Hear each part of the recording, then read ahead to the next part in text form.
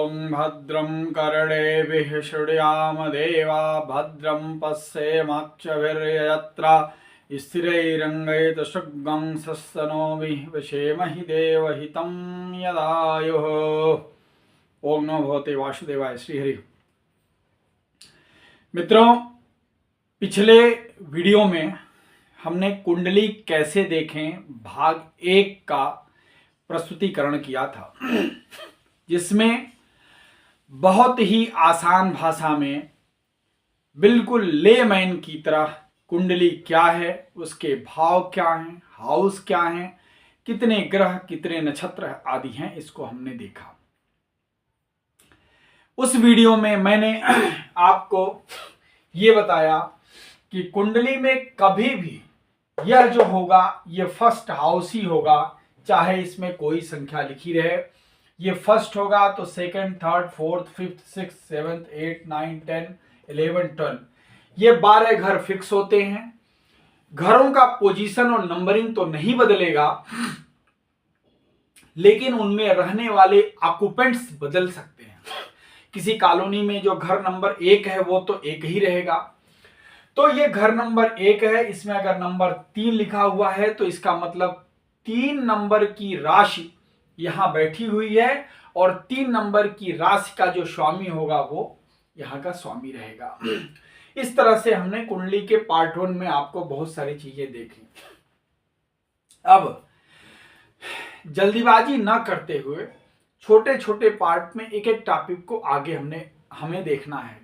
हमने उसमें आपको बताया था कि ये जो 12 राशियां हैं इनके मालिक ये जो 9 ग्रह हैं, इनमें राहु केतु को छोड़ के बाकी ये मालिक हैं। तो चूंकि 12 राशियां हैं और मालिक इतने ही हैं, तो कुछ ग्रहों को 2-2 राशियों का मालिक बनाया गया है, जो उनके सामने ये संख्या लिखी है। सूर्य के सामने 5 मतलब सिंह राशि का मालिक है। सूर्य चंद्रमा के पास 1-1 राशि है, बाकी ग्रहों के पास 2-2 राशियों के मालिक हैं। हमने ये भी आपको बताया कि वास्तव में राशियों के कॉन्सेप्ट को ऐसा समझिए कि समस्त ब्रह्मांड में जो स्पेस है, इस स्पेस को 12 पोर्शंस में डिवाइड किया गया। तो ये 12 पोर्शन, ये 12 राशियां हैं। अगर हम आज के समय में ये जानना चाहें कि चंद्रमा कहाँ है, तो उनका लोकेशन हमको बताना पड़ेगा कि चंद्रमा मेष राशि में बैठे हुए हैं। मतलब चंद्रमा का लोकेशन मेष राशि कहां पर है उसका लोकेशन हम जान लेंगे। तो इस तरह से किसी ग्रह का पोजीशन जानना है तो हम ये बताएंगे कि उस राशि में है। लेकिन अब इससे आगे ये जो समस्त ब्रह्मांड का स्पेस है, जिनको आपने 12 भागों में विभाजित किया, ये फर्दर सब डिवाइडेड भी है। इनका जो फर्दर सब डिवीजन है वो उस डिवीजन को हम बोलते हैं नक्षत्र, और नक्षत्रों की संख्या टोटल 27 है। ये 27 नक्षत्र हैं। जो 12 राशियां हैं इनके 360 डिग्री स्पेस को फर्दर डिवाइड करके 27 नक्षत्रों में डिवाइड किया गया है। तो आपका जब जन्म होता है किसी राशि में होता है, उस राशि का स्वामी होता है, लेकिन उस राशि के में होने के बावजूद भी किसी पर्टिकुलर नक्षत्र में होगा।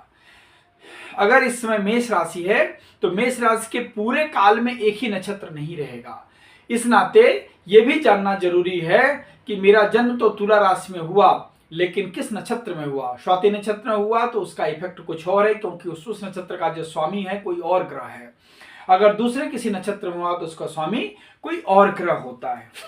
इसको अब हम लेमैन की भाषा में समझेंगे, जिससे कुंडली विश्लेषण में बहुत ही आसानी हो। अब इसको और एक्सप्लोर हम करते हैं। ये चीज आपने देख लिया कि 360 को अगर हम 12 राशियों से डिवाइड करें तो 30 डिग्री एक राशि को मिल रहा है। 30 degree means quite wide space is being allotted to one राशि। अब 12 राशियों को आपने फर्दर 27 नक्षत्र में भी तो डिवाइड किया। अगर 12 से 27 को आप डिवाइड करेंगे तो क्या होगा, 12 दूना 24 और थोड़ा सा 3, थोड़ा सा और बच गया, मतलब 2 प्लस समथिंग राशि एक नक्षत्र के, एक 2 प्लस समथिंग नक्षत्र एक राशि के टाइमिंग पर आएगा। 2 नक्षत्र तो पूरा आएंगे, दूसरे नक्षत्र का कुछ ओवरलैपिंग इसमें रहेगा। क्योंकि 27 है ना, तो 2 तो नक्षत्र पूरे आ रहे हैं। तो इस तरह से आप समझ लें कि आपकी राशियों को फर्दर सब डिवाइड किया गया है। इसी कारण बस जब आप किसी कुंडली का प्रेडिक्शन करेंगे तो सिर्फ यह देखने से कि कौन सा ग्रह किस नक्षत्र में बैठा है आपका प्रेडिक्शन संभव नहीं होगा, क्योंकि कौन सा ग्रह किस हाउस में बैठा है, यह हाउस तो 30 डिग्री का लंबाई चौड़ाई लिए हुए या 30 डिग्री का रेंज लिए हुए है। इस 30 डिग्री में फर्दर आपके इस नक्षत्र का भी तो एरिया आ रहा है। तो इसका मतलब कि अगर आप यूं देखें,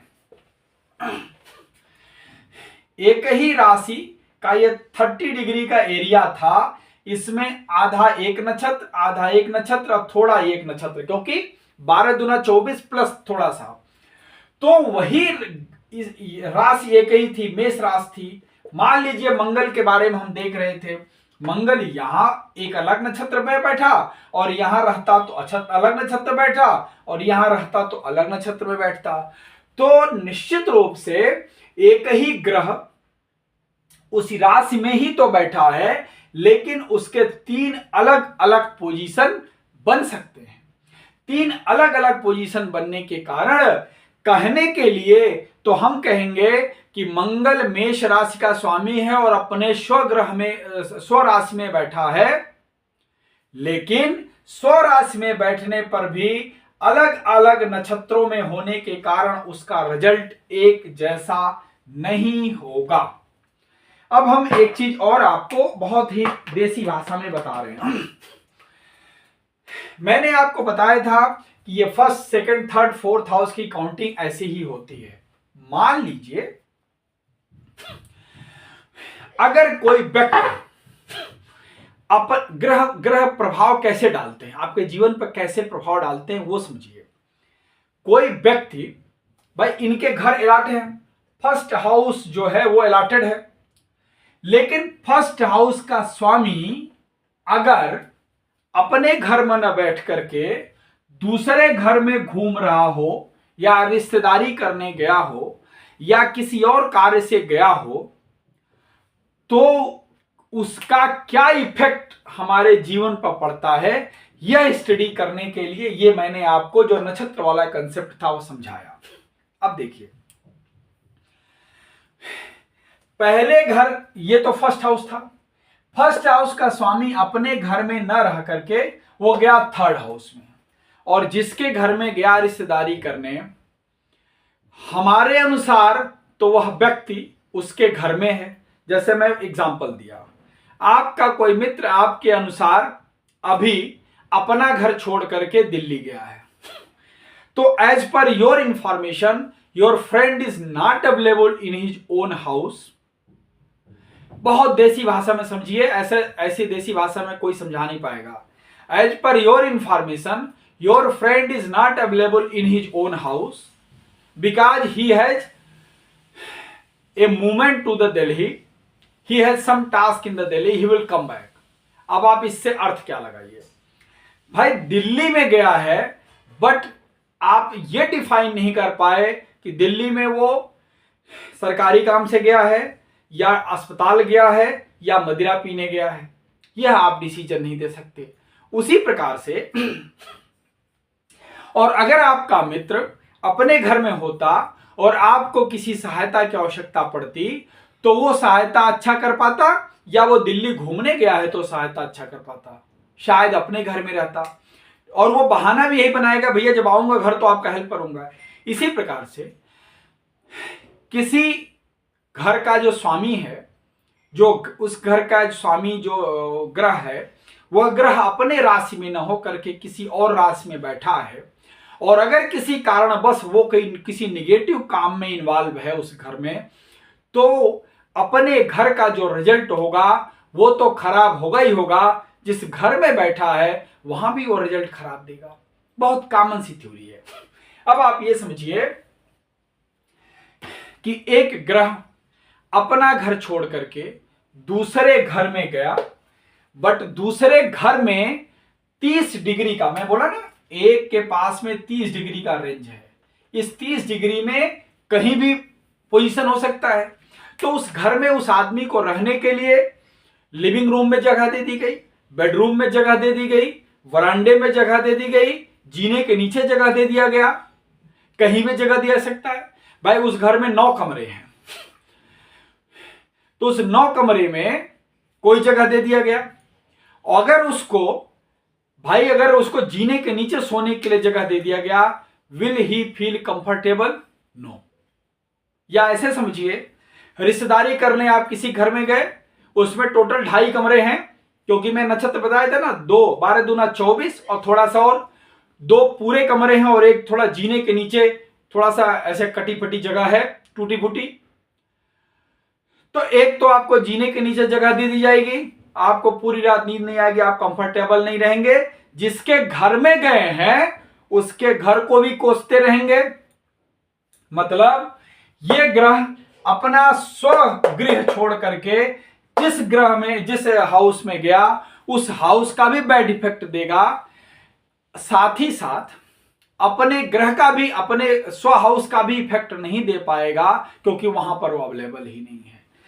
लेकिन उसी जगह वो ग्रह दूसरे घर में गया और उसके जो 2.25 कमरे उसके घर में थे, उसमें उसने अच्छा सा बेडरूम के अंदर उसको जगह दी, तो क्या फील होगा? उसको गुड फीलिंग होगी, उस घर के बारे में वेल विशिंग देगा, वहां भी अच्छा रिजल्ट देगा, अच्छा परिणाम देगा, और जब वो वापस आएगा तो अपने घर का भी परिणाम अच्छा देगा। यही कंसेप्ट इस पूरे ज्योतिष में चलता है। अब आप ऐसे समझिए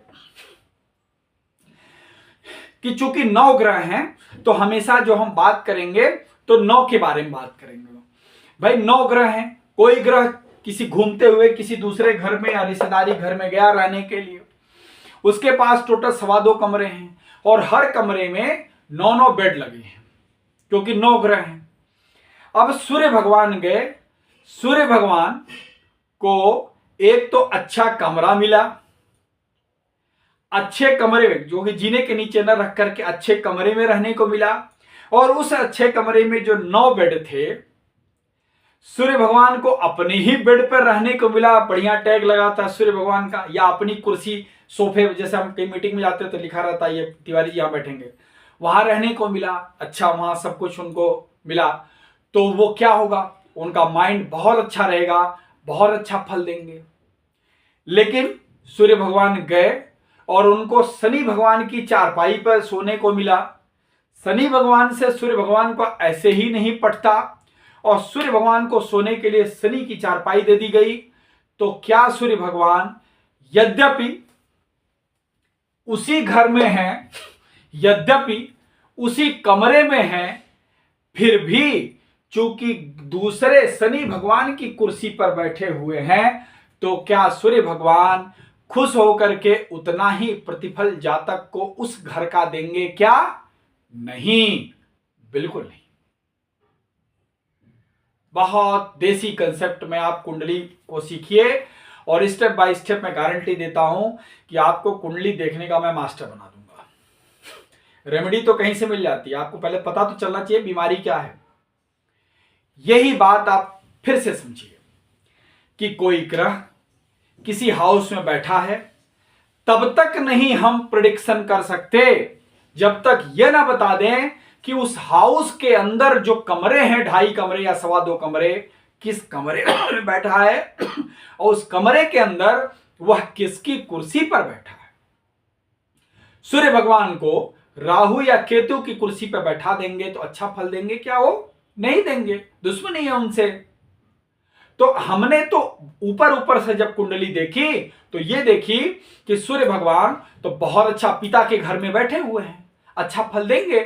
लेकिन जब हमने कुंडली के बाद दशा, महादशा, अंतरदशा को हमने देखा और डिटेल में गए तो पता चला कि उस घर में तो बैठे हुए हैं, लेकिन अब आगे नक्षत्र और उसके बाद फिर फर्दर किसके कुर्सी पर बैठे हुए हैं, किसके ऊपर बैठे हुए हैं, तो पता चला कि एक विरोधी ग्रह के ऊपर बैठे हुए हैं। निश्चित रूप से सूर्य भगवान वहां कंफर्टेबल नहीं होंगे, और पिता के घर में जो अच्छा फल देना चाहिए था फादर का जातक को, वह फल ना मिल करके बाप और बेटे का संबंध खराब होना अवश्यंभावी है। तो इस तरह से कुंडली का प्रेडिक्शन किया जाता है। मात्र जो पहले क्लास में मैंने आपको बताया था पोजीशन देखना, वो सिर्फ प्राइमरी इंफॉर्मेशन है। जब जैसे जैसे आप आगे बढ़ेंगे इस चीजों को आपको हम समझाते जाएंगे। ग्रह किस घर में बैठा है, किस नक्षत्र में बैठा है, और उस घर के अंदर उसकी स्थिति क्या है, इस 30 डिग्री के पोजीशन में यहां से लेके यहां तक वो कहां पर बैठा है तो वो शुभ फल देगा, और कहां पर बैठा है तो अशुभ फल देगा। फॉर एग्जाम्पल, आपका फ्रेंड दिल्ली गया है बट वहां मदिरालय में अगर वो घूम रहा है तो निश्चित रूप से वो अपना भी खराब फल देगा, और आप उससे कोई हेल्प मांगेंगे तो भी नहीं मिलेगा। कुंडली के ऐसे ही छोटे छोटे टॉपिक का विश्लेषण लेकर के मैं आपके सामने आता रहूंगा। मेरे साथ बने रहिए, मैं आपको कुंडली का मास्टर बनाऊंगा। नमस्कार।